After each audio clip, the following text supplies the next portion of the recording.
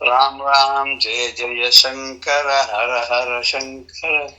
ஸ்ரீ குருபியோ நம.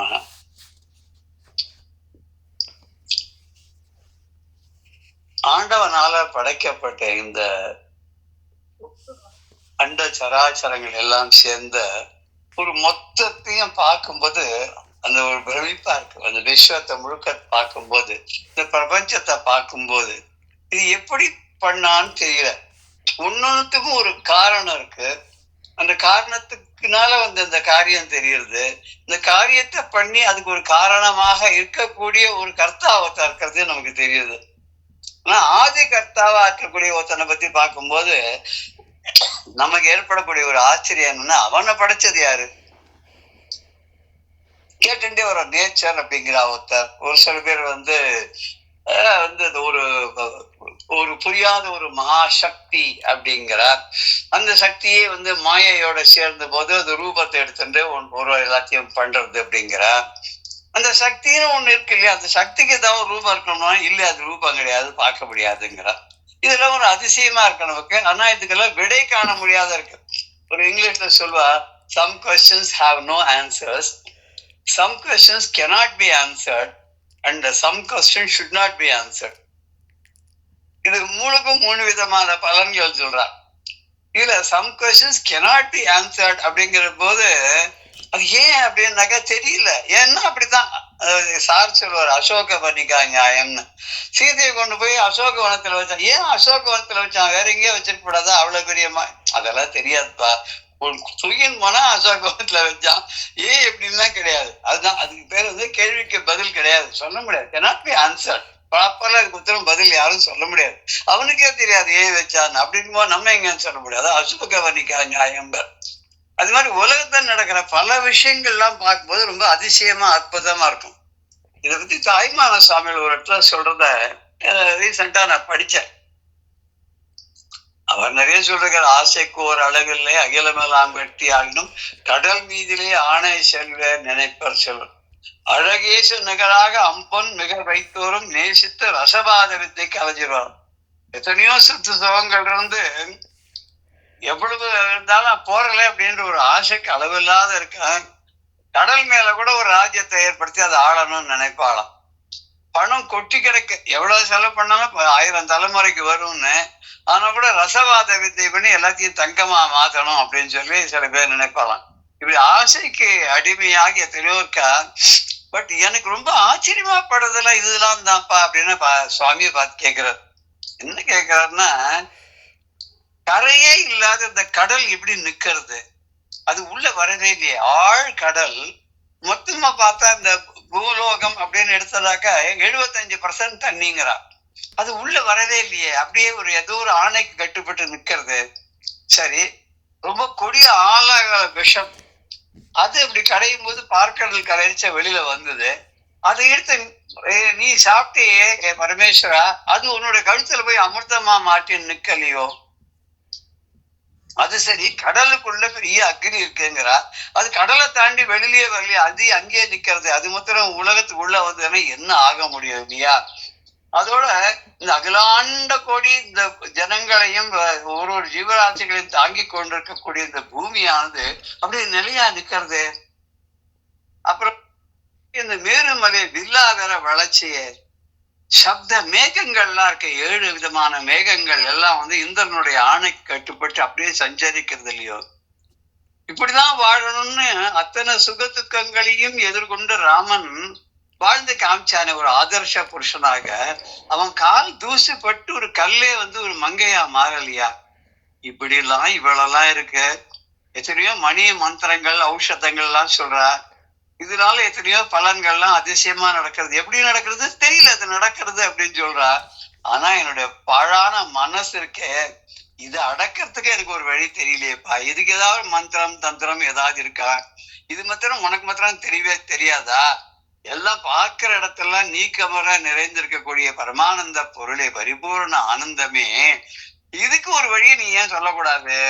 என் மனசை கண்ணாபனான்னு அலையிறது, அதை இழுத்து அந்த மனங்கக்கூடிய குரங்க இழுத்து என் இடத்துல கட்டி போட்டு அதை உன்னுடைய ஆணைக்கு கட்டுப்படுத்தி உன்னோட புத்தியால இதுக்கு நல்லதெல்லாம் செய்ய வச்சு இதா பண்ண மாட்டியாப்பா, ஏன் இப்படி பண்ண மாட்டேங்கிற, இது உன்னால முடியாதா இல்ல பண்ண முடியாதா அப்படின்னு இது ஒரு ஆச்சரியமா அதை கேட்கிற.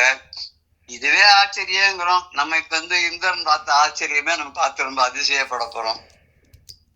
பெரிய பழி பாபத்திலிருந்து அவன் பூலோகத்துக்கு குருவோடையும் தேவர்களோடையும் சேர்ந்து வரும்போது எல்லா கஷேத்திரங்கள்லயும் தரிசனம் பண்ணிட்டு கடைசியில நதிகள், புண்ணிய நதிகள்லாம் நீராடி விவசாயிகளுடைய கைக்கு ஆழிசூழ் உலகமெல்லாம் பரதரே ஆள நீ போய் தாழினும் தடைகள் தாங்கி தாங்கரும் தவமேற்கொண்டு பூழிவம் காணம் நன்னி புண்ணிய துறைகளாடி 7 ஆண்டில் வா என்று இயம்பினன் அப்படின்னு யார் சொன்னா? அரசன் சொன்ன, ராஜா சொன்னார் அப்படின்னு சொல்லி ஒரு கட்டளை சொல்றாரு இல்லையா?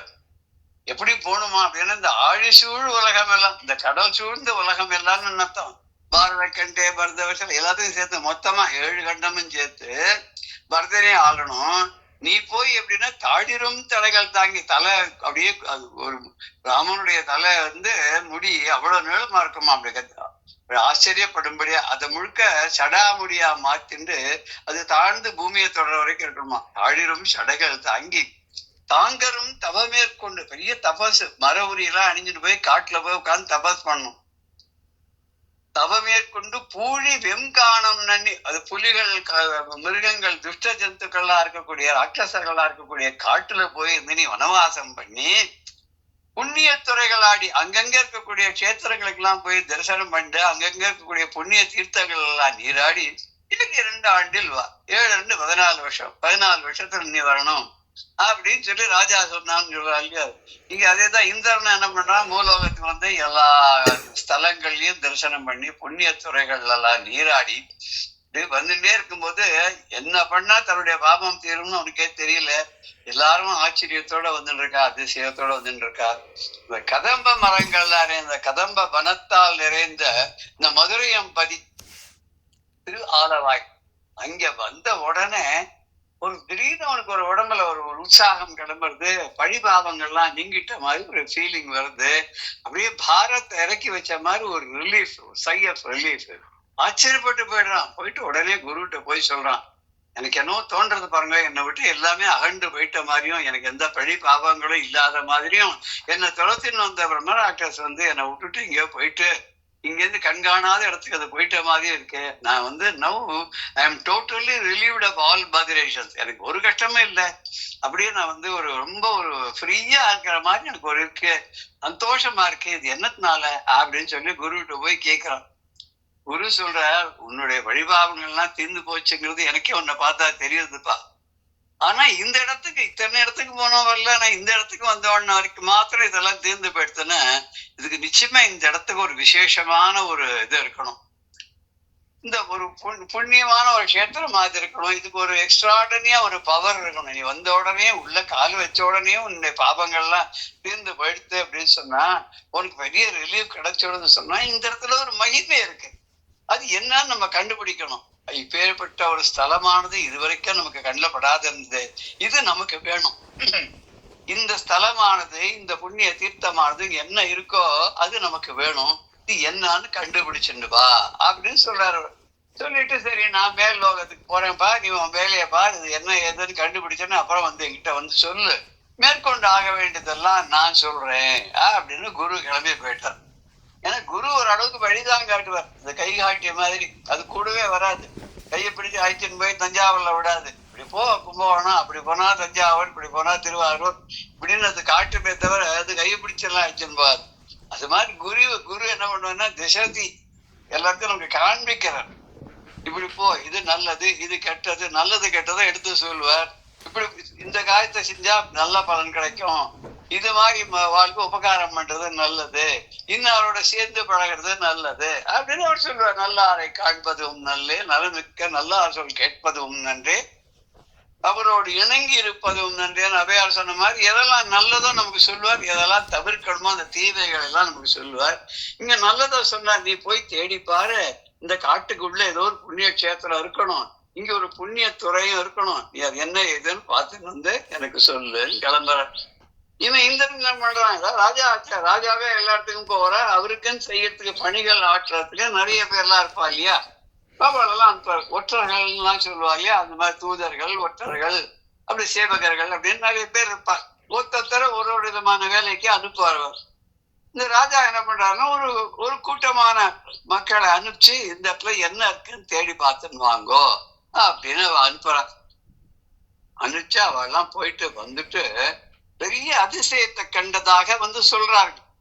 என்ன அதிசயம் அப்படின்றத நம்ம பார்த்தோம், ஒரு மேலோட்டமா அதை கவனிச்சோம். ரொம்ப அறிவில்லாத குரங்குகள் கூட மலை அருவிகள்ல மூழ்கி குளிச்சுட்டு அந்த அருவிகள் வந்து மேலேருந்து கொண்டு வந்து கொட்டக்கூடிய நவரத்ன மணிகளை எல்லாம் அள்ளி எடுத்துன்னு வந்து ஒரு பாறை மேல வச்சு அதையே ஒரு லிங்கம் போல வழிபட்டு அதுக்கு வந்து அருவி நீரையே தன்னுடைய கைகளால கொண்டு வந்து அபிஷேகம்லாம் பண்ணி பக்கத்தில் இருக்கக்கூடிய செடிகள் வனத்திலிருந்து பூக்கள் எல்லாம் எடுத்துட்டு வந்து அதுக்கு அர்ச்சனை பண்ற மாதிரி அதுக்கு தொழுது வந்தனை செய்து துதித்து பக்கத்தில் இருக்கக்கூடிய மரங்கொடிகள், மரம் செடி கொடிகள்ல இருக்கக்கூடிய பழங்களை எல்லாம் பறித்து கொண்டு வந்து நைவேத்தியம் எல்லாம் பண்ணி அப்படி வழிபாடு பண்ற போது அங்கேயே பக்கத்துல சற்று தூரத்தை வந்து சிங்க முகமாவும் தும்பிக்கையோடும் கூடிய யாளிகளும் யானைகளும் ஒன்றோடு ஒன்று ரொம்ப நெருக்கத்தோட இருந்து பழகி ஒண்ணுக்கு ஒண்ணு வந்து எல்லாம் தண்ணி எல்லாம் எடுத்த மேல அடிச்சு தண்ணி எல்லாம் எடுத்து வாயில ஊட்டி விட்டு எல்லாம் பண்ணி ரொம்ப ஒரு மித்திரத்தோட அங்க இருக்கிறத பாக்குறவெல்லாம். இது மாத்திரம் இல்ல, புலிகள்லாம் வந்து மான் குட்டிகளுக்கெல்லாம் பால் கொடுத்துட்டு இருக்கு. இப்படி ஒரு ஆச்சரியமான ஒரு இடத்த நாங்கெல்லாம் பார்த்தோம். அங்க வந்து குட்டி குட்டி பாம்பெல்லாம் நெளிஞ்சுட்டு இருக்கு அந்த கரையில, அருவி கரையில. அந்த குட்டி பாம்பெல்லாம் வெயில்ல கட்டப்பட போறது அப்படின்னு சொல்லிட்டு பக்கத்துல இருக்கிற கருடன்லாம் வந்து தன்னுடைய சிறகை விரிச்சு அதுக்கு நிழல் கொடுக்கறது, தன்னுடைய சிறகின் அடியில அந்த பாம்பு குட்டிகள் எல்லாம் வச்சு அது பாதுகாப்பா இருக்கு. இப்ப சூரிய வெளிச்சத்துல கரிய போயிட போறது இந்த கருடனுடைய ரெக்கைகள் அப்படின்னு சொல்லிட்டு அங்க இருக்கக்கூடிய குரங்குகள்லாம் என்ன பண்றதுன்னாக்க அருவியில இருந்து தண்ணீர் 2 கையிலயும் முண்டு அங்க கிடைக்கிற சங்குகள் எல்லாம் தண்ணியை ரொப்பி அதை எடுத்துட்டு வந்து அந்த கருடனுடைய சிறகுகள் மேலெல்லாம் விடுறது, விட்டு அதை ரொம்ப கருகி போகாம வெயில்னால பாதிக்கப்படாத மாதிரி இதெல்லாம் பண்றது. இது மாத்திரம் இல்ல, அந்த குளிர்ச்சியாக இருக்கக்கூடிய நிறைய மரங்கள் நிறைந்த வனங்களோடு கூடிய அந்த காட்டுல நொச்சி இலை போல, நொச்சி இலை பசேர் இருக்குமா, அந்த நொச்சி இலை போல பசுமையாக இருக்கக்கூடிய கால்களுடைய மயில்கள்லாம் இருக்கான். அந்த மயில்கள்லாம் வந்து அங்க ஆண் பெண் மயில் ரெண்டுக்கும் கல்யாணம் நடக்கிறதா. அங்க அந்த கல்யாண மன அறையில விளக்கு வேணுமே, அதுக்கு விளக்கு என்னன்னா பாம்புகள்லாம் தன் தலையில இருக்கிற ரத்னத்தை அங்க உமிழ்ந்து வெளிச்சத்தை உண்டு பண்றதா. அப்போ அங்க குயில்கள்லாம் இருக்கு இல்லையா, அது அங்க வந்து அடர்ந்த சிறைகளோட கண்ணக்கரையில் இருக்கக்கூடிய இந்த குயில்கள்லாம் இருக்கு இல்லையா, அந்த குயில்கள்லாம் அங்க வந்து அந்த காட்டினுடைய அந்த குளிர்ச்சி அனுபவிச்சுன்னு இந்த வசந்த காலே சம்பிராத்தே அப்படின்னு சொல்ற மாதிரி அந்த குயில்கள்லாம் என்ன பண்ணுது, குயில் கூவுறது. அந்த குயில் கூவுறது எப்படி இருக்குன்னா ஓம் ஓம் அப்படின்ற மந்திரம் ஜபிக்கிற மாதிரி இருக்கான். இதை எது கேட்டு ஆமோதிச்சு ரசிச்சு அந்த அந்த வழிபாட்டுல கலந்துக்கிறதுன்னா அங்க இருக்கக்கூடிய காட்டுல இருக்கக்கூடிய கிளிகள் இந்த ஓமோட சேர்த்து ஓம்னா நம சிவாய அது சொல்றதான் கிளிகள்லாம். நம சிவாயக்கூடிய 5 எழுத்த மந்திரத்தை இந்த ஓமோட அந்த குயில்கள் கூடக்கூடிய ஓம்ங்கிற துணியோட சேர்த்து இதெல்லாம் சொல்ற மாதிரி தான். இதெல்லாம் பார்த்து ரொம்ப ரசிச்சு கண்ணெல்லாம் உருட்டிண்டு ஒரு சந்தோஷமா ஒரு தியானத்துல இருக்கிற மாதிரி இருக்கான் நாகனவாய் அப்படின்னு சொல்லக்கூடிய பறவைகள். அதனுடைய கண்கள்லாம் எப்படி இருக்குன்னா வளையல் மாதிரி இருக்கான், வளையல் மாதிரி குண்டாக்க உள்ளுக்குள்ள இந்த கண் மணியானது சுழட்டி வருது. இதை அப்படியே பார்த்து இதெல்லாம் குருவனுடைய மொழியை கேட்ட சிஷ்யன் எப்படி ஒரு கவனமா கேட்பானோ அது மாதிரி நாகனவாய் பறவைகள்லாம் வந்து அப்படியே ஒரு ஆச்சரியத்தோட இதெல்லாம் பார்த்துட்டு இருக்கான். இப்ப ஏற்பட்ட ஒரு சூழ்நிலையை இவர் வர்ணிக்கிறார் பாடல்கள்ல. இந்த பாடல்கள் ஒரு தடவை பார்த்துட்டு நம்ம பதமா அர்த்தத்தை பார்க்கலாம். அருவி படிந்து அருவி எரி மணி அடுத்து பாறையில் இட்டு அருவி நீர் தூய் கருவிரல் கொய்து அலர சூட்டி கனியூட்டி வழிபடுவ கல்லா மந்தி ஒரு துறையில் யாழி கவி புழைக்கை முகந்து ஒன்று ஒன்றுக்கு ஊட்டி பருகுவன புலி முளைப்பால் புல்வாய்க்கண் அறுத்து இடும் பசி நோய் தீர. அடுத்த பாடல்ல நெளி அரா குருளை வெயில் வெள்ளிடையில் கிடந்து உயங்கி நெளிய புள்ளே ஒளி அரா சிறை வைத்து நிழல் பரப்ப பறவை நோயுற்றதே கொல் அழிய வாய சோவென்று அச்சோவென்று ஓதி அயன் மடமந்தி அருவியூற்று துளிய நீர் வளைத்து சும்பின் முகந்தெடுத்து கருங்கையினால் சொரிவதோ மாதோ படவரவு மணி இன்று நொச்சிப்பால் சிலை என்ன பை தாண்டும் மங்கை பெடைதழுவி மனம் செய்ய மணவரையில் விளக்கிடுவ பெருந்தன் காண தடர் சிறை மென் குயிலோன் மென்று ஆர்ப்ப மடக்கிள்ளை எழுத்து ஐந்தும் ஓசை தொடர்பு பெற உச்சரிப்ப குருமொழி கேட்டு அங்கு உவப்பது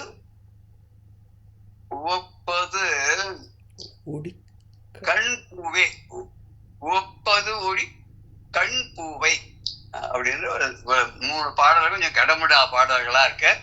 இந்த பாடலை கொஞ்சம் பிரிச்சு பார்த்துட்டு நம்ம இதனுடைய பதங்கள் எல்லாம் ஒரு பதமா பார்த்து அது என்ன சொல்றாருங்கிறத நம்ம இப்ப பார்க்க போறோம். பதவுரை அப்படின்னு சொல்றோம் இல்லையா, அந்த பதவுரையை பார்க்க போறோம். இப்போ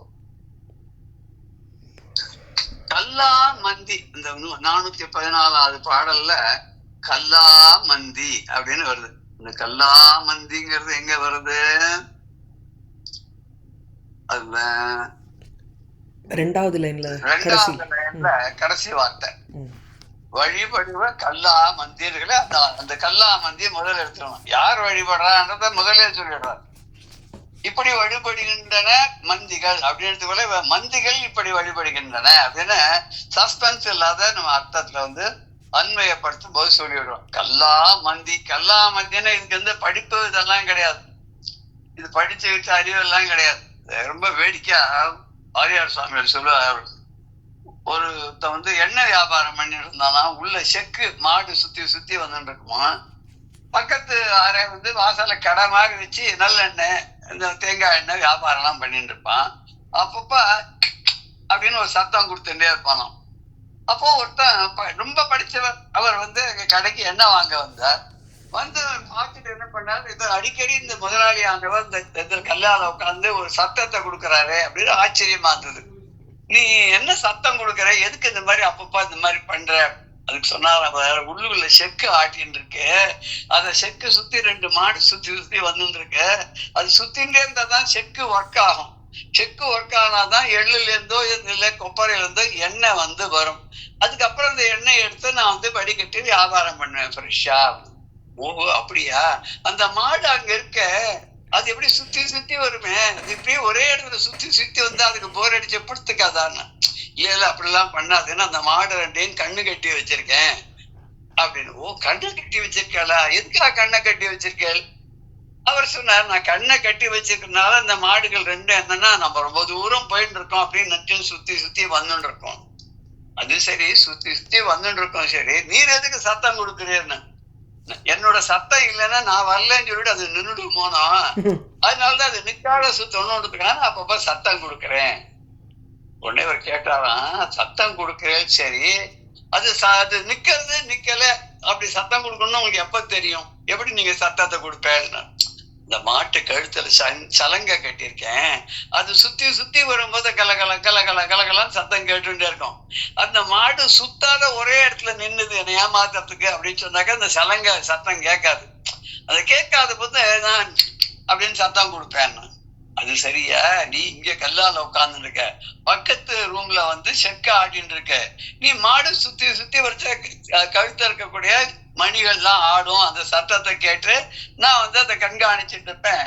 சத்தத்தை நின்னுடுத்து வச்சோன்னா நம்ம அப்படியே சவுண்டு கொடுப்பேன்னு சொல்றியே, அந்த மாடு ஒரே இடத்துல நின்னுட்டு அது தலையை மாத்திரம் ஆட்டினா உனக்கு சத்தம் கேட்கும் இல்லையா, ஆனா செக்கும் ஆடாது, அப்ப என்ன பண்ணுவ அப்படின்னு. உடனே அந்த கல்லாவில் இருக்கிற முதலாளி சொன்னார், அவருமே படிச்சவர் கிடையாது, அவர் வச்சிருக்கிற மாடுமே படிச்சது கிடையாது, அவர் செக்கு ஆட்டின்ற காலது செக்கும் ஒன்றும் படிச்சது கிடையாது, அது உள்ள இருக்கிற எள்ளும் படிச்சது கிடையாது. ஆனா கேட்கிறவருக்காரு, அவர் டம்பிள் எப்பே PhD, அவதோ ஊருக்கு இதுக்கு வந்திருக்கார், ஹாலிடேக்கு வந்திருக்கார். வீட்டுல போய் கொஞ்சம் எண்ணெய் வாங்கிட்டு வா ஃப்ரெஷ்ஷா அப்படின்னு சொல்லிருக்கா. இங்க வந்துட்டார். அவருக்கு திடீர்னு ஒரு ஆச்சரியம் இது மாதிரி கேள்வி கேட்டார். கேட்டா, ஐயா நீங்க என்ன பண்றீங்க அப்படின்னு கேட்டார். இந்த எண்ணெய் கடை வச்சிருக்க செட்டியார், நான் வந்து இந்த மாதிரி பட்டணத்துல ஒரு காலேஜ்ல ப்ரொஃபஸரா இருக்கேன், என்னெல்லாம் படிச்சிருக்கேன், இந்த பாடம் எடுக்கிறேன்னு. அப்போ சொன்னாரா, நீ கேட்ட கேள்விக்கு பதில் சொல்றேன். என் மாடுலாம் ஒரே இடத்துல நின்று தலையை மாத்திரம் ஆட்டினாக்க உனக்கு எப்படி தெரியும் என்ன பண்ணுவேன்னு கேட்டேன் இல்லையா? என் மாடு படிச்ச மாடு கிடையாதுங்க, அது படிக்கல. அதனால அதுகளுக்கு வந்து இந்த மாதிரி எண்ணங்கள்லாம் அதுக்கு தோன்றவே தோன்றாதெல்லாம். அது ஒரு வேடிக்கையா, ரொம்ப படிச்சவாளுக்கு தான் இந்த மாதிரி எதை எடுத்தாலும் ஆராய்ச்சி பண்றது. நெய்க்கு தொன்னை ஆதாரமா, தொன்னைக்கு நெய் ஆதாரமான்னு சொல்லுவாங்க. இப்படி ஆராய்ச்சி பண்ணுவா. ஆராய்ச்சி பண்ணி கடைசியில என்ன கண்டுபிடிப்பான்னா வெங்காயத்தை உரிச்ச கதை தான். உரிச்சுட்டே போனா உள்ளுக்குள்ள என்ன இருந்தது, ஒண்ணுமே இல்லை அப்படின்ற கதையால் தான் வரும் அப்படின்னு ஒரு கதை சொல்லுவார். இது வந்து இங்கேயும் வந்து ஆராய்ச்சி நம்ம இதெல்லாம் இங்க கேட்கக்கூடாது. ஏன் எப்படி அப்படிலாம் கேட்கக்கூடாது. அதனால இந்த மந்திகளும் கல்லாத மந்திகள்னா இதெல்லாம் பள்ளிக்கூடத்தெல்லாம் போய் படிச்சு வரல. இது வழி வழியே அதுகளுடைய மூதாதையர்கள் என்ன பண்ணிட்டு வந்தாலும் அது வாசனாதனால பூர்வ ஜென்ம வாசனை எல்லாம் சொல்றோம் போலி. அதனால்தான் இப்ப நம்ம குருவி எல்லாம் பாக்குறோம், மைனாதான் பாக்குறோம், அப்புறம் வந்து இந்த புறாதான் பாக்குறோம். ரொம்ப அழகா கூடு கட்டிருக்கும். அது எப்படி ஒரு கை எல்லாம் இல்லாதையே அந்த மூக்காலேயே ஒண்ணுக்குள்ள ஒண்ணு சொருகி பண்ணி உள்ள பஞ்சு மெத்தையெல்லாம் வச்சு அந்த அதனுடைய குழந்தைக்கு மெத்து இருக்கணும் பண்ணி எங்க போய் படிச்சுட்டு வந்தது? அது என்ன இன்ஜினியரிங் படிச்சதா, சிவில் இன்ஜினியரிங் படிச்சதா, மெக்கானிக்கல் இன்ஜினியரிங் படிச்சதா, என்ன படிச்சது? அது வாசனைனால, பூர்வ ஜென்ம வாசனையினால ஏதோ ஒரு ஜென்மாக்கு அதுக்கு முன்னாடி இருந்து கத்துன்னு இருக்குன்றது மாதிரி அதுக்கு அந்த ஞானம், அந்த அறிவு தொன்று அதனுடைய ஜீன்ஸ்லயே இருக்கு இல்லையா? அது மாதிரி இந்த கல்லா மந்திகளாக இருந்தாலும், படிப்பறிவே இல்லாத குரங்குகளா இருந்தாலும் அதுகெல்லாம் என்ன பண்ணித்து அப்படின்னு கேட்டா, அருவி படிந்துன்னு உட்கார்ந்துட்டு படியில உட்கார, படிக்கிறதுல படிஞ்சு உட்கார்றதுதான் படி. ஒரு இதுல குளக்கரையெல்லாம் படி கட்டிருப்பா, ஆற்றங்கரையெல்லாம் கூட சில நேரத்துல படித்துறை அப்படின்னு கேட்டிருப்பா. அந்த படிங்கிறது என்னன்னா அங்க படிந்து உட்கார்ந்து மூழ்கி குளிக்கிறது. அது மாதிரி இந்த குரங்குகள்லாம் அங்க இருக்கக்கூடிய கல்லெல்லாம் படியா வச்சுட்டு அதுல உட்கார்ந்துட்டு படிந்து அந்த அருவியில நீர்ல குளிக்கிறது. நீராடி அறிவு ஏரினா அந்த அருவிகள், அந்த மேலே விழக்கூடிய அந்த ஸ்ட்ரீம்ஸ் இருக்கு இல்லையா, அதுல இருந்து தெரித்து வரக்கூடிய, அது எங்கெங்கெல்லாம் வர வழியில இருந்து மணிகள் எல்லாம் அப்படியே சேர்த்து உருட்டின்றே வருது. அந்த காலத்துல அவ்வளவு செழிப்பா இருந்திருக்க நாடு. எங்க பார்த்தாலும் மலைகள்லாம் கூட அந்த காலத்துல ரத்தனங்களாகவும் முத்துக்களாகவும் வைரங்களாகவும் இருந்திருக்கு. இந்த காலத்துல இருக்குமா? இருக்காது. திருவண்ணாமலை கூட சொல்லுவா, அது வந்து கலியுகம் முன்னாடி துவாபர யுகம், அதுக்கு முன்னாடி திரேதாயுகம், அதுக்கு முன்னாடி கிருத்தயுகத்துல அது தங்கத்தாலான மலையா இருந்துதான். அதுக்கு அப்புறம் அடுத்தது வந்து திரேதாயுகத்துல அது வெள்ளியாலான மலையா மாறிடுதான். அதுக்கப்புறம் துவாபர யுகம் வந்தபோது இந்த திருவண்ணாமலையானது எப்படி இருந்ததா அப்படின்னாக்க தாமரை மலையமா இருந்தான். ஜக தக தக தக தக அந்த சூரிய ஒளியில அந்த தாமரை மின்னது. இப்ப கூட பார்த்தாக்க அந்த பௌர்ணமி அன்னைக்கு வந்து கிரிவலம் போற போது ஒரு பர்டிகுலர் இடத்துல இருந்து பார்க்கும்போது சிவபெருமானே படுத்துட்டு இருக்கிற மாதிரி இருக்கும் அந்த திருவண்ணாமலை, அந்த பெரிய மலையானது. இந்த மலை கலியுகத்துல மாத்திரம் என்ன ஆச்சான்னா கல்லு மலை ஆயிட்டான். அது ஏதோ தெரியும் போல இருக்கு. ஏன்னா எல்லாரும் அவாவா ஆடு கொஞ்சமா வெட்டிட்டு போய் கூறு போட்டு அவாவா பணக்காரோ ஒரு நாளைக்கு மலையே காணாது போயிடும் அப்படின்ற மாதிரி தெரிஞ்சிருக்கோன்னு வச்சுருக்கே. பகவான் அப்படியே வந்து இயற்கையிலேயே இந்த கலியுகத்துல அதை வந்து கல்லா மாத்திட்டாரு போல் இருக்கு. அப்போ அது மேல வரக்கூடிய அருவிகள்லாம் இருக்குல்ல, இந்த குற்றாலத்துல அருவி வர மாதிரி இந்த அருவிகள்லாம் என்ன பண்றதுன்னு, இதுவும் அங்க பக்கத்துல இருக்கிற மலையில இருந்து வரக்கூடிய அருவி, அதுலேருந்து எரியப்பட்ட தூக்கி வீசப்பட்ட மணிகளை எல்லாம் எடுத்து அள்ளிண்டு வருது கையால. இந்த மந்திகள்லாம் கையில எடுத்துட்டு வந்து ஒரு பாறை மேல ஒரு குவியல் மாதிரி வச்சு, அது வந்து பலவிதமான நிறங்களால, நவரத்னமும் ஒன்னொன்னு ஒரு கலர் இல்லையா, வைரம், முத்து, பவழம், மரகதம், கோபியதகம், நீலம், இப்படி ஒன்னொன்னு ஒரு நிறத்துல இருக்கு. இப்படி பல நிறங்களால இருக்கக்கூடிய அந்த குவியலான அந்த ரத்தனங்களை எல்லாம் சேர்த்து இதை வந்து சிவனாக வைத்து, ஒரு சிவபெருமானாக ஒரு லிங்கமாக வைத்து, இதெல்லாம் வந்து அதுக்கு என்ன பண்ணியாச்சு, லிங்கத்தை வச்சாச்சு. உடனே லிங்கத்துக்கு அபிஷேகம் பண்ணணும். உடனே இந்த குரங்கெல்லாம் என்ன பண்ணுது, பாறை மேல இந்த லிங்கத்தை குவியலா வச்சு பக்கத்துல இருக்கிற அந்த அருவியிலேயே மறுபடியும் அங்க போய் 2 கையிலயும் தண்ணி கொண்டு வருது. தண்ணி கொண்டு வந்து என்ன பண்றதுன்னா இந்த லிங்கத்து மேல விட்டு அபிஷேகம் பண்றதும். அந்த அந்த அருவி நீரால நீர் ஆட்டி அப்படின்னு அர்த்தம், குளிப்பாட்டி அப்படின்னு அபிஷேகம் பண்ணி கருவிரல் கொய்து அலர் சூட்டி. கருவிரல், இதனுடைய விரல்கள்லாம் கனகரையில் இருக்கு. அவன் குரங்கோட விரல்கள்லாம், கை விரல்கள்லாம் அந்த விரலால கொய்து பறித்து எடுத்துக்கொண்டு வரப்பட்ட அலர் சூட்டி. அலர்னா மலர், மலருக்கு அலர்னு சொல்றது. ஏன்னா அலர்வதனாலே அலர், பெரிய ரூ போடக்கூடாது. அலறு அப்படின்னாக்க கத்துறதுன்னு அர்த்தம், கூக்குர் வருவதுன்னு அர்த்தம். சின்ன ரா போட்டா அலர் அப்படின்னா மலர்றதுன்னு அர்த்தம். அலர் கமல திருவே அப்படின்னு சொல்றோம் இல்லையா. அலர்னா மலர்ந்த கமல மலர்ல இருக்கக்கூடிய திருவே மகாலட்சுமியை சொல்றோம் இல்லையா. அது மாதிரி இங்க அலர் சூட்டின தன்னுடைய கரிய விரல்களாலே கொய்து எடுத்து வரப்பட்ட மலர்களை எல்லாம் சூட்டி அந்த சுவாமிக்கு மேல வச்சு அலங்காரம் எல்லாம் பண்ணி, அதுக்கு எவ்வளவு தெரியுமோ அந்த அளவுக்கு அப்படி வச்சு சுவாமிக்கு அதுக்கு அதுவும் அந்த அளவுக்கு தெரிஞ்சிருக்கு. அதாவது லிங்கமா வைக்கணும், அருவி நீரை கொண்டு வந்து நீரை ஆட்டணும், அப்புறம் இந்த புஷ்பங்கள் எல்லாம் படிச்சு வந்து வச்சு அலங்காரம் பண்ணி அதுக்கு மாலையெல்லாம் சூட்டி எல்லாம் பண்ணணும் தெரிஞ்சிருக்கு. அதுக்கு இதெல்லாம் பண்ணிட்டு எல்லாம் பண்ணோன்னா இது மாத்திரம் போருமா போறாது. சுவாமிக்கு நைவேத்தியம் பண்ணணும். பக்கத்துல இருக்கக்கூடிய மலையில இருக்கக்கூடிய மரங்கள்ல இருந்து செடி கொடிகள்ல இருந்து அங்கிருந்து கனி ஊட்டி வழிபடுவ. கனியில அங்கங்க கிடைக்கக்கூடிய பழங்களை எல்லாம் பறித்து கொண்டு வந்து ஊட்டி சுவாமிக்கு நைவேத்தியம் பண்ணி வழிபடுவ. இந்த குரங்குகள்லாம் கூட சுவாமியை வழிபாடு பண்றதுதான்.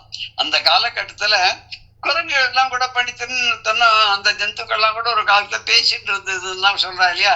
நம்ம ஆஞ்சநேயர் பேசினான்னு சொல்றோம், சுக்ரீவன் பேசினான்னு சொல்றோம், சுக்ரீவனுடைய படையில அந்த வானரங்கள்லாம் ஒன்னொன்னுக்கு ஒண்ணு பேசிட்டு சொல்றோம் இல்லையா. அந்த ஒரு யுகத்துல வந்து யுக தர்மம் போட்டிருக்க எல்லா ஜந்துக்களும் பேசிட்டு இருந்திருக்கோம். கலியுகம் வந்தோன்னு எல்லாம் பேச்சை நிறுத்திடுத்து அப்படின்னு நம்ம எடுத்துக்கலாம். இந்த குரங்குகள் வழிபாடு பண்றது, பூஜை பண்றது, வெறுமை டயத்தை வேஸ்ட் பண்ணல. சாதாரணமா குரங்குகள் என்ன பண்ணும், மரத்துக்கு மரம் தாவும், ஒரு இடத்துல சும்மா இருக்காது, ஏதாவது ஒரு வேலை பண்ணும். இதனால பிரயோஜனமா பிரயோஜனம் இல்லையான்னு அதை எடுத்து கவலைப்படாது. எதையோ பண்ணி கீழே போட்டு கொட்டி வாரி எதையோ இந்த மாதிரி சும்மா ஒரு நிமிஷம் சும்மா வேஸ்ட் பண்ணாத அது ஏதோ பண்ணிட்டே இருக்கும். ஆனா இந்த குரங்குகள் எல்லாம் என்ன பண்றது அப்படின்னா சிவ பூஜையில ஈடுபட்டு இருக்கு அப்படிங்கிற. அதுவே இப்படி பூஜை பண்றச்ச இதுல வந்து என்ன ஒரு நமக்கு ஒரு சூச்சகமா சொல்றாருன்னா, குரங்குகளே இப்படி சிவலிங்கத்தை பூஜை பண்ணக்கூடிய அப்பேற்பட்ட ஒரு நல்ல கஷேத்திரம் மதுரை. அப்ப நீங்களும் போய் அந்த மதுரைக்கு போய் அந்த எம்பெருமான சோமசுந்தரையும் மீனாட்சி அம்மையும் தரிசனம் பண்ணிட்டு வாங்கோ. நீங்களும் சிவ பூஜையில ஈடுபடுங்கோ. அந்த தென்னாடுடைய சிவனை நீங்களும் போற்றி வழிபட்டல்னா உங்களுக்கு அந்த குரங்குக்கு வந்த மாதிரி நல்ல புத்தி வரும்னு காட்டுற மாதிரி இருக்கு. அப்படி ஒரு ஓமையை சொல்லி இதனால ஒரு பெரிய தத்துவத்தை நமக்கு ஊட்டுற மாதிரி இருக்கு காதுல இல்லையா. இப்படி இந்த கனிகளை எல்லாம் உண்பித்து வழிபடுவன, வழிபாடு செய்கின்றன. ஒரு துறையில் அப்படின்னு இன்னொரு துறைன்னா இந்த படித்துறைன்னு சொன்னேன் இல்லையா. நிறைய பல கட்டங்கள் இந்த காசியில கூட சொல்லலையா, அந்த காட்டு இந்த காட்டு நிறைய காட்டுல இருக்கு. ஹரிச்சந்திரன் காட்டு அப்படின்ற மாதிரி இது ஒரு காட். காட்டுன்னா துறை அப்படிதான். அந்த இடத்துல படி கட்டியிருப்பா, அதனால படித்துறை அப்படின்னு பேரு. அந்த துறையில் கட்டி இருக்கக்கூடிய சின்னராப்பட்டா துறை, பெரியரா போட்டா துறைன்னா படித்துறை, ஒரு கட்டம், அந்த ஆற்றுல ஒரு கரை அப்படின்னு அர்த்தம். ஒரு இடம், ஒரு பர்டிகுலர் இடம், பாதுகாப்பான இடம்.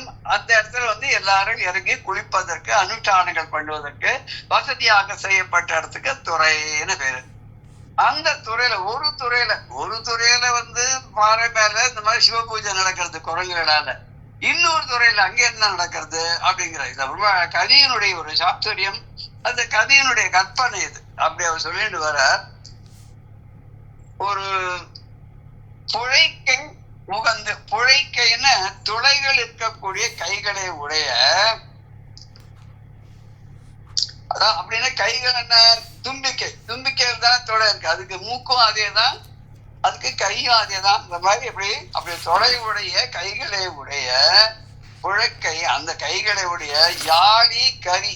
யாழிங்கிறது சிங்க முகமும் தும்பிக்கையோடு கூடிய ஒரு மிருகம். அது இப்ப இருக்கான இல்ல, டைனாசர் அது இப்ப இல்லையே, எப்போ இருந்ததுங்கிற கல்பனை வாழை கம்ப்யூட்டர் மூலமா வரைஞ்சி இப்படிதான் இருந்ததுன்னு உருவம்னா பண்ணி வைக்கிறா இல்லையா. ஒருவேளை பிற்காலத்துல வந்தாலும் வரலாம், அந்த மாதிரி சொல்ல முடியாது நம்ம. அப்படி இந்த யாழின்னு ஒண்ணு இருந்தது. அது நிறைய இப்பெல்லாம் கூட சிற்பங்கள் நிறைந்த கோவில்கள் எல்லாம் போய் பார்த்தோம்னா இன்னைக்கு நம்ம தூள்கள்ல யாழி வரைஞ்சு பண்ணிருப்பா பார்க்கலாம். அத கரினா யானை. இந்த யானைகளும் இந்த யாழிகளும் என்ன பண்றது அப்படின்னு கேட்டாக்க, தன்னுடைய தும்பி கையால நீரை மொண்டு கொண்டு வந்து அப்படியே சும்மா அப்படி எடுத்துன்னு வந்து ஃபவுண்டன் மாதிரி அடிக்கும். அப்படி அதுல எடுத்துன்னு வந்து ஒன்றுக்கு ஒன்று ஊட்டி ஊட்டி இது என்ன பண்றது, ஒன்னோடு ஒண்ணு தன்னுடைய தும்பிக்கையில கொண்டு வந்தத அடுத்ததுக்கு ஊட்டி விடுறது. யானை வந்து யாழிக்கு ஊட்டுறது, யாழி வந்து யானைக்கு ஊட்டுறது. ஊட்டி ரெண்டு சந்தோஷமா அந்த நீரை குடிச்சிட்டு விளையாடிட்டு ரொம்ப சந்தோஷமா இருக்கு. அது மாத்திரம் இல்ல, இன்னும் ரொம்ப ஒரு அதிசயமான இன்னொரு சமாச்சாரம் என்ன நடந்தது அப்படின்னா, புலிமுலைப்பால், புலிகளுடைய மடியிலிருந்து பாலை புல்வாய்க்கன்று பசி நோய் தீர அருந்திடும். புல்வாயினாக்க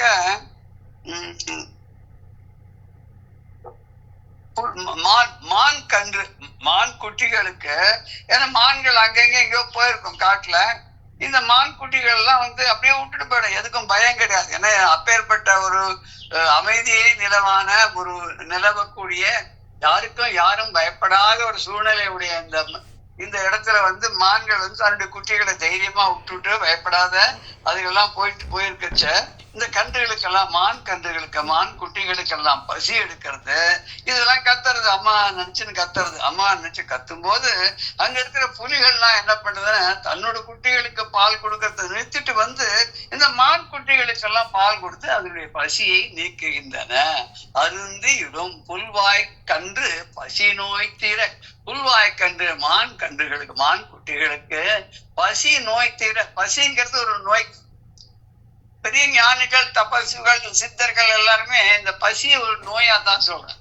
நோய்க்கு எப்படி மருந்து கொடுக்கறோமோ அந்த அளவுக்கு தான் பசி தீர்க்கறதுக்கு சாப்பிடணுமா.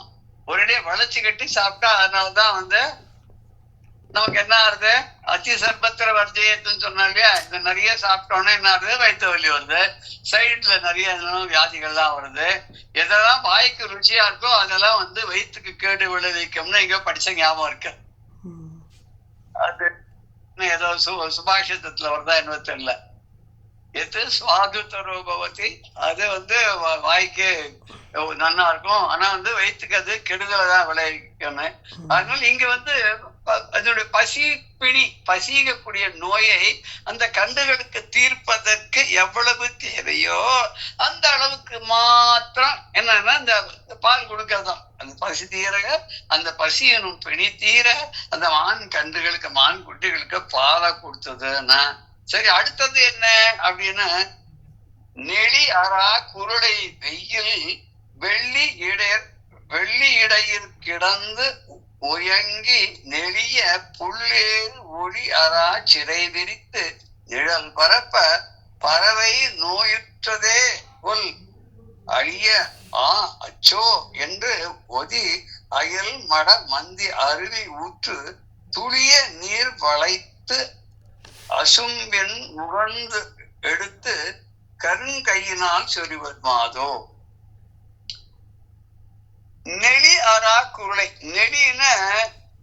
நெளிகின்ற பாம்பு குட்டி சின்னதெல்லாம் இருக்கு இல்லையா, நம்ம பூரான் பாம்பு மண்புழு மாதிரிலாம் பார்த்தா அப்படியே நெளிஞ்சு போகும், வளைஞ்சு போகும். நெளி அரா குருளை, அரானா பாம்பு, அரவுலன்னு வந்தது அரா பாம்பு.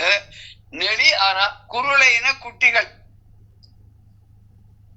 குள்ளிவாய் பேய்களும் குரலை பேய்களும்னு ஒரு இடத்துல வரும் கந்தசஷ்டி கவசத்துல. சின்ன சின்ன குட்டிகள், குட்டி பேய்கள், பெரிய பேய்கள் பிசாதுகள், குட்டி பேய் பிசாதுகள் மாதிரி. இது இங்க வந்து நெளி அரா குருளைன நெளிந்து செல்லக்கூடிய பாம்பு குட்டிகள் இருக்க.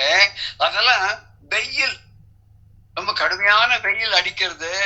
அதுல இடையில் கிடந்து, அந்த வெளி இடங்கள்ல இருந்துட்டு பாம்புன்னா எல்லாம் வந்து எல்லாத்துக்குமே மர நிழல் கிடைக்குமா, அங்கங்க சில எல்லாம் அந்த அருவி ஓரத்துல அப்படியே கரையில எல்லாம் நெளிஞ்சுட்டு இருக்கு. அது நெளியறத பார்த்த உடனே உயங்கி நெளிய, ரொம்ப வருத்தி அந்த வெயில் கூட அந்த பாம்புக்கு தாங்கல.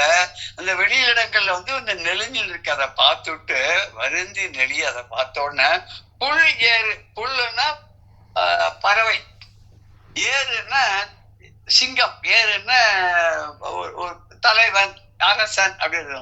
புள்ளினத்துக்கெல்லாம் 7 பறவைகளுக்கெல்லாம் தலைவனா இருக்கக்கூடிய ராஜாவா இருக்கக்கூடிய ராஜாளி யாரு அப்படின்னா கழுகு, கருடன். கருடன் தான் பறவை ஆகிய அந்த கருடன் இருக்கு. என்ன பண்றது, பறவைகளுக்கெல்லாம் தலைவனாக இருக்கக்கூடிய அந்த கருடன் ஆனவன் என்ன பண்றான்னு, ஒளி அரா சிறை விரித்து நிழல் பரப்ப. ஒளி அரா, ஒளி குன்றாத, ஒளி மங்காத, எப்போதும் பளபளன்னு இருக்கக்கூடிய, ஒளியோடு பொருந்ததாக பொன்னிறமேனியாக இருக்கக்கூடிய ஒளி அரா, ஒளி அகலாத, சிறை விரித்து தன்னுடைய நீண்ட சிறகுகளை விரித்து நிழல் பரப்ப, அந்த பாம்பு குட்டிகள்லாம் இருக்கிற இடத்துக்கு வந்து நின்று தன்னுடைய சிறகுடைய நிழலுக்கு அடியில் அந்த பாம்பு குட்டிகள்லாம் இருக்க மாதிரியா பண்ணி அதுக்கு வெயிலுடைய தாக்கம் வந்து ஏற்படாத மாதிரியா பார்த்துக்கிறது. நிழல் பரப்ப, நிழலை கொடுத்து அவள் அன்போடு இந்த பாம்பு குட்டிகளை எல்லாம் பாதுகாக்கிறது தான். அயல் மட மந்தை, அயல்னா பக்கத்துல, அயல் அசல் அப்படின்லாம் சொல்றோம். அல் அசல், அயல் அசல்லாம் சொல்றோம். அயலா தம்மனையில் அப்படின்ற பக்கத்துல, அக்கம் பக்கத்துல இருக்கவா அப்படின்னு சொல்றீங்க. அயல் மட மந்தி, அக்கம் பக்கத்துல இருக்கக்கூடிய மட மந்தி. முன்னாடியே ஒரு தடவை வந்து கல்லா மந்தின்னு சொன்னார் இல்லையா, இங்க மட மந்திங்கிற. அது வந்து என்ன பண்ணாலும் அதுக்கு ஏதாவது ஒரு பின்னாடி ஒரு ரீசனிங்கே இருக்காது, எது ஒரு காரணமே இருக்காது. இது யோசனை பண்ணி இப்படிதான் பண்ணணும், இப்படி பண்ணக்கூடாதுன்னா பண்ணாது. மனசுல என்ன தோணுதோ அது உடனே பண்ணிடும். அதுலதானே மனம் ஒரு குரங்கு அப்படின்னு சொல்றோம் இல்லையா. நம்ம மனசு அப்படியே நினைச்சதை உடனே பண்றதுனால நம்ம யோஜனையே பண்ணாத, புத்தி பேச்சை கேட்காத, நம்ம இஷ்டத்துக்கு பண்றதுனால மனசு குரங்கு மாதிரி இருக்கு அப்படின்னு நம்ம சொல்றோமோ இல்லையா. இங்கேயும் இந்த மந்திகள், அயல் மட மந்தி, பக்கம் பக்கத்திற்குரிய மட மந்தி, அறியாமையுடைய குரங்குகள்லாம் என்ன பண்றதுன்னா, அறியாமையில தான் இருக்கு, அறிவு இல்லதான். ஆனா கூட அதுக்கு கருணைன்னு ஒண்ணு இருக்கு. எப்பவுமே சொல்லுவோம், எந்த ஒரு தாய்க்கு ஒரு பாசம் உண்டுன்னு. தாய்மைங்கிறது எல்லா ஜந்துக்களுக்கும் உண்டு இல்லையா. குரங்குகளுக்கு கூட உண்டு, பூனைக்கு கூட உண்டு, புலிக்கு கூட உண்டு, யானைக்கு கூட உண்டு. ஆனா அந்த தாய் வந்து தன்னுடைய குட்டிகளை பராமரிக்கிற மாதிரி நம்ம உலகத்துல ஈடு இணைய எதையுமே சொல்ல முடியாது இல்லையா. இங்க இந்த குரங்குகள் கூட அறியாம இருந்தாலும் இந்த கருணைன்னு ஒண்ணு இருக்கு. அந்த கருணையை வந்து தன் குட்டிகள்கிட்ட மாத்திரம் காட்டல, எல்லாத்தையும் காட்டுறது. அது அங்கிருந்து பாக்குறது, ஆஹா இந்த கருடன் தன்னுடைய ரெக்கையை விரித்து இந்த பாம்பு குட்டிகளுக்கு வெப்பம் தாங்காத இருக்கிறதுக்கு நிழல் கொடுக்கறது. ஆனா இந்த கடுமையான வெயில் இந்த கருடனுடைய சிறகுகள்லாம் எரிஞ்சு போயிடுமே, பற்றி கொள்ளுமே, இது வந்து அந்த தாபத்துக்கு உள்ளாகுமே அப்படின்னு சொல்லி அப்படி கருணையோட வந்து என்ன பண்றதா அப்படின்னாக்க, அச்சோ ஐயோ பாவம், இந்த வந்து கருடனுக்கு இப்படி ரெக்கைகள்லாம் வெயில்ல துன்புறதை சொல்லி இந்த பறவை நோயுற்றதே கொல் என்று ஓதி. பறவை நோயுற்றதே, இந்த கருடனுக்கு இப்படி ஒரு கஷ்டம் துன்பம் வந்துடுத்தே அப்படின்னு சொல்லி உற்றதே கொல் என ஓதி அப்படின்னு இது மாதிரி ஆயிடுத்தே அப்படின்னு சொல்லிட்டே, அடாடா இந்த கருடனுக்கு இப்படி ஒரு தொல்லை வந்துடுத்தே, ஒரு துன்பம் வந்துடுத்தே, இந்த பாம்பு குட்டிகள் எல்லாம் காப்பாற்றணும்னு போயிட்டு இதனுடைய ரெக்கையெல்லாம் வெயில்ல வாடுகிறதே அப்படின்னு சொல்லிட்டு என்ன பண்றதான்னா, இது ஒரே ஒரு வழிதான் இருக்கு. என்ன பண்ணலாம் யோசனை பண்ணிட்டு, மட மந்தியா இருந்தா கூட என்ன பண்றது, குடுகுடுன்னு போடுறது. பக்கத்திலேயே இருக்கக்கூடிய அருவியில இருந்து அருவி ஊற்றும் துளிய நீர், அந்த அருவிகள்ல இருந்து கொட்டக்கூடிய துளிகளை உடைய ஒரு குளுமையாக இருக்கக்கூடிய அந்த நீரை என்ன பண்றதுன்னு அங்க சுத்திக்கிட்டே பாக்குறது, எதுலயா எடுத்துன்னு போலாமான்னு. அதுக்கு தெரியும், கையில எடுத்துன்னு வந்தானா விரல்ல வழியா கீழே கொட்டி போயிடும், இங்க வரைச்ச ஒண்ணுமே இருக்காதுன்னு தெரியும். அதனால சுத்திக்கிட்டே பார்த்தா மேலேருந்து ரத்தனங்கள்லாம் கொட்டுற மாதிரி அங்கங்க சங்குகள்லாம் வேற இருக்கு. அதுல இருந்து ஒரு நல்ல பெரிய சங்கு, தன்னால தூக்கக்கூடிய அளவுக்கு, தூக்க முடிந்த அளவுக்கு உள்ள ஒரு சங்கை எடுத்து அதுல அந்த நீரை பரப்பி அதை வளை தசும்பின், வளை தசும்பின்னா வளைஞ்ச சங்கு குடத்துல வருது இல்லையா, துளிய நீர் வளை தசும்பின் முகந்து எடுத்துன்னு வருது இல்லையா, லாஸ்ட் லைன்ல அதுதான். இப்ப இங்க பெருக்கிச்சா நமக்கு புரியும். அந்த அருவி ஊற்றக்கூடிய அந்த நீரை, துளிகளை கூடிய நீரை வளை தசும்பின் சங்காகிய அந்த வளைந்த குடத்துல கருங்கையினால், தன்னோட கருப்பான கைகளினால, முன்பாடலையும் சொன்ன கரிய கைகள் சொல்லிட்டு இங்கே அதே சொல்ல, கருங்கைகளினால் முகந்து எடுத்து சொரிய, அத முண்டு எடுத்துன்னு வருது. அந்த சங்குக்குள்ள அந்த தண்ணியை முண்டு எடுத்துன்னு வந்து எப்படி சங்கால அபிஷேகம் பண்ண எப்படி விழுமோ அது மாதிரி அந்த கருடனுடைய ரெக்கைக்கு மேல மெதுவா, அதாவது கருடனுக்கு அந்த ரெக்கை வந்து குளுமையா ஆகிறதுக்காக உணவு வேணும். அதே கருடனுடைய ரெக்கை நிழல்ல கீழே இருக்கக்கூடிய நிலையக்கூடிய இந்த பாம்புகளுக்கு இந்த தண்ணீர் போய் தொந்தரவு பண்ணக்கூடாது. அப்படிப்பட்ட ஒரு கருணையான நோக்கத்தோட இந்த குரங்குகள் வந்து தண்ணீரை கொண்டு வந்து இந்த கருடனுக்கு சொரியறதுன்னா அப்புறம் என்ன பண்றதுன்னா அடுத்த பாடல பழவரவு மணி ஈன்று நொச்சி பா சிலையம்ன பைந்தாள் மங்கை பிழைதழுவி மனம் செய்ய மணவரையில் வெளுக்கெடுவ பெருந்தன் கனத்து அடைசிறைமென் புயல்வோம் என்று ஆர்ப்ப மடக்கிள்ளை எழுந்து ஐந்தெழுத்தும் ஓசையை தொடர்பு பெற உச்சரிப்ப குருமொழி கேட்டு அங்கு உவப்ப தொடிக்கட்புவை. நொச்சி பசு இலை என்ன நொச்சி மரத்துடைய நொச்சி செடியினுடைய இலைகளை போல பசுமையாக இருக்கக்கூடிய அதோட பசியன அந்த மயிலினுடைய கால்கள் வந்து அது 4 விரலும் அந்த 4 விரலும் அப்படியே பிளந்தா போல இருக்குமா, ஒரு மாதிரி இருக்காது. ஏன்னா பறந்து இருந்தாதான் அது உடம்ப தாங்கி நிற்க முடியும் இல்லையா. அதனுடைய பாதம் அப்படி விரல்கள் வந்து பறந்து விரிந்து இருக்குமா. அது அப்படி நொச்சி இலையை போல இருக்கக்கூடிய கால்களை உடைய பைந்தாள் மங்கை, அந்த பிளந்த கால்களை உடைய மங்கை அப்படின்னா இங்க மயில்கள் பெடை தழுவி மனம் செய்ய பெண்மயிலோடு சேர்ந்து வந்து திருமணம் செய்து கொள்ள அங்க வந்து கல்யாணம் பண்ணிக்கிறது. அந்த மாதிரி பெண்மயிலும் ஆண்மயிலும் கல்யாணம் பண்ணிக்கிறது. ஆண்மயிலுக்கு தான் தோகை உண்டு, அழகான தோகை உண்டு. பெண்மயிலுக்கு கிடையாதுன்னு சொல்லுவோம். அது கூட இப்போ ஒரு இடத்துல நான் பார்த்தேன், ஒரு மயிலுக்கு ஆண்மயிலுக்கும் விதவிதமான வண்ணங்கள்ல அதுக்கு வந்து தோகை இருக்கு. அதை விரிச்சு ஆடுறது, அதுவும் நல்ல கருத்த மேகத்தை பார்த்துட்டோம் ஒரு சந்தோஷம் வந்துடும். அது வந்து மயில் ஆடித்தன்னா மழை பெய்யும் அப்படின்னு சொல்லுவாங்க. இந்த பெண் மயில்களை எல்லாம் கூட கூட்டி கொண்டு வந்து திருமணத்துக்காக வந்திருக்கு. அப்ப இந்த மன அறையில் அந்த திருமணம் நடைபெறக்கூடிய அந்த அறையிலே திருமணம் நடக்கக்கூடிய அந்த இடத்துல பட அரவம், படத்தோடு கூடிய அரவம் பாம்பானது மணி இன்று விளக்கிடுவ தன்னுடைய தலையில இருக்கக்கூடிய ரத்தனங்களை எல்லாம் உமிழ்ந்து அந்த இடத்துக்கு வெளிச்சம் வரணுமே, அந்த இடத்துக்கு வெளிச்சத்தை கொடுக்கறதா, ரத்தனங்களால வெளிச்சத்தை கொடுக்கறது. அடை சிறை மென் குயில், அடர்ந்த சிறகுகளை உடைய குயில்கள் இருக்க, கருமையான சிறகுகளை உடைய குயில். அந்த குயில்கள் என்ன பண்றது அப்படின்னு கேட்டாக்க, மெல்லிய குயில்கள் இருக்க பெருந்தன் காணத்து அந்த பெரிய குழுந்த காட்டு, அந்த காட்டுக்குள்ள கத்தர்தான் ஓம் என்று ஆத்ம. அந்த குயில் கத்துறது எப்படின்னா ஓம், அது ஓம் என்று சொல்ற மாதிரி, அப்படி ஓம் ஓம் ஓம்னு சொல்ற மாதிரி இருக்கு அந்த குயில்கள் கத்துறது. அந்த குயில்கள்ல ஓம் சொல்றது எப்படி இருக்குன்னா மந்திரம் சொல்றதுக்காக ஆரம்பிக்கிற மாதிரி இருக்கு அப்படின்னா. சரி, அதை கேட்ட உடனே அங்க பக்கத்திலே இருக்கக்கூடிய மடக்கிளை, மடக்கிளைன்னா இளமையான கிளிகள் இருக்கு. கிள்ளை என்ன கிளி. இந்த கிளிகள் எல்லாம் என்ன பண்ணுது, எழுத்து 5ம் ஓசை தொடர்பு பெற.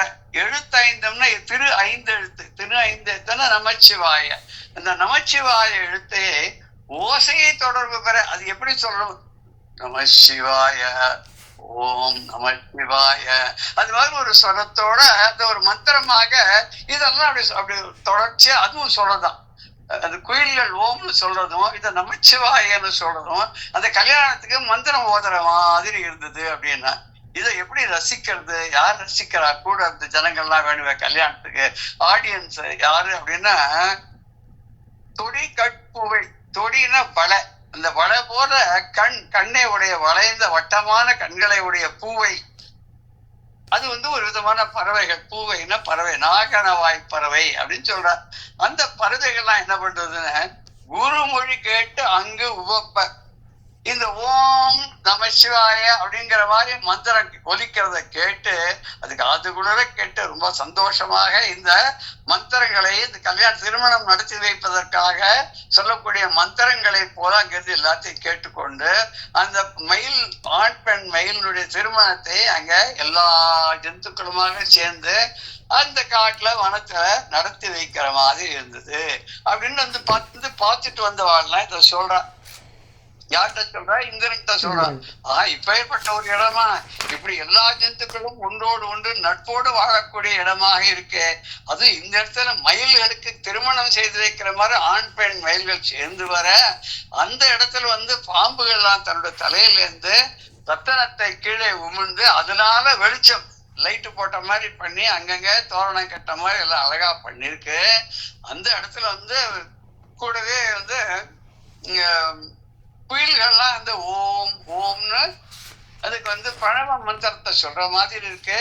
அதை கேட்டு அங்க காட்டுல இருக்க கிளிகள் எல்லாம் சேர்ந்து 5 எழுத்தை ஓதுவது போல ஓம் நமச்சிவாய, குயில்களும் கிளிகளும் சேர்ந்து இந்த மந்திரத்தை ஓம் நமச்சிவாய ஓம் நமச்சிவாய அப்படின்னு மந்திரங்களை சொல்லி இந்த திருமணத்தை நடத்தி வைக்கிற மாதிரி இருக்கு.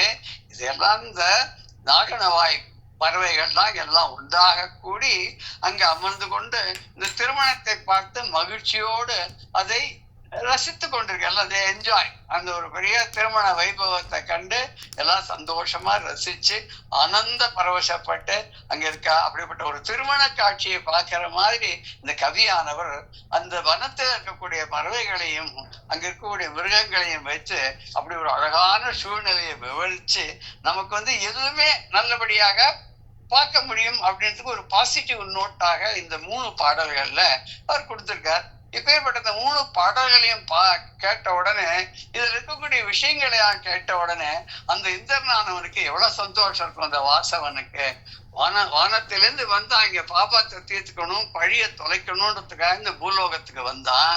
இந்த பூலோகத்துக்கு வந்தவனை இங்க கூட்டிட்டு வந்து எல்லா துறைகளிலும் நீராட வச்சு எல்லா கஷேத்திரங்களையும் தரிசனம் பண்ண வச்சுன்னா அந்த குரு இந்த ஒரு குறிப்பிட்ட இடத்துக்கு வந்தோடனே கடம்பவனம் இருந்த இடத்துக்கு வந்தோடனே உன்னுடைய பாவங்கள்லாம் விடுபட்டு தொலைந்து பாரம் நீங்கினால் பொருந்தது சொன்னோடனே இந்த இடத்தை கண்டுபிடிச்சிட்டு வான்னு சொல்லிட்டு அவர் கிளம்பி போயிட்டார் தேவலோகத்துக்கு.